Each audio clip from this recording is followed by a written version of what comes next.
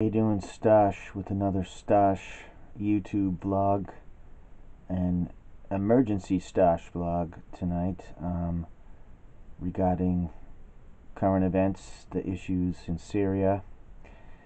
It looks pretty hot, looks pretty serious to me. Trump has given 24 to 40 hour 24 to 48 hour, ultimatum, and he's saying, we're going to get to the bottom of it, whether it's Iran, Syria, Russia. And he's calling him Animal Assad.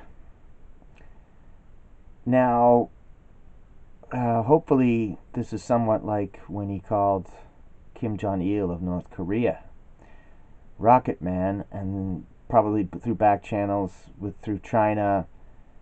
The Olympics seemed okay, and actually there seems to be some unheard of kind of peace overtures from the back channel deals or whatever's going on. That sounds really good. I mean, Trump will look good in that, and we should hope that he does well with that. However, in Syria, which looked like it was through getting wrapped up, and then some trouble between Turkey and the Kurds, and now this we'll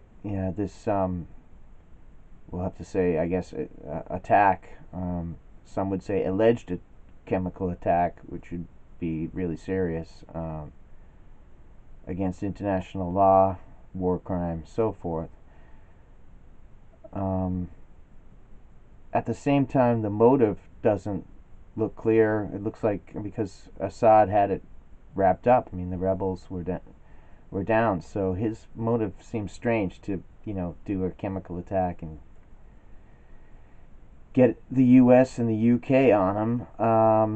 It's strange, and the UN didn't look too productive today. It looked like the UK and the US against Russia. I think the Russians or Putin had indicated that they are expecting some kind of chemical attack, and Trump has been. There's a couple of stories out that he's interested in getting out rapidly in Syria. This was going on for a while, and I think some of his top generals say, no, we can't leave him hanging there, progress, and this and that. So it's the war hawks. It's looking like it could be Trump against the war hawks. What's more troubling is he's got John Bolton, who's a war hawk, and we don't know how, what's going to happen. But with Trump, he fires so many guys, maybe he'll fire him. I don't know. Or he just won't take his counsel as much as you might think. I hope not. Or has he just given in to the Warhawks? I hope not. I pray not. Now, on the Sergei Shrimpel case, back to that. It was the claim is it's a Novichok nerve agent that only the then Soviet Union developed, this deadly nerve agent. And I don't know if that's really true. I think it's possible for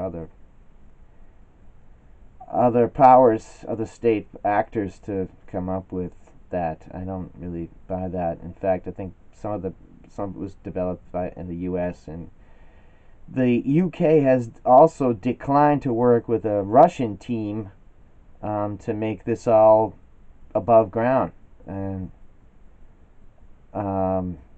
that's not that good either. So we've got this going on, and we've got the Stormy Daniels case. Was she threatened? And now a fire at the Trump Tower, and a raid by Mueller, Trump's attorney's office, and a migrant caravan at the border. So I don't, this just seems like a lot of pressure, and I hope that somehow it works out. Again, I thought this was urgent enough to put this out there. If you want to give me some comments, what you think, I'm going to put in some question about Yulia Shrimpel.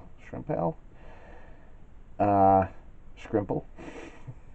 She's allegedly had a bank wire, and her brother died mysteriously. There's a lot of questions to her. Why is she alive after this nerve agent? If it was weapons grade, why didn't it wipe out a large group of people? These are questions that aren't really being much asked and need to be looked into.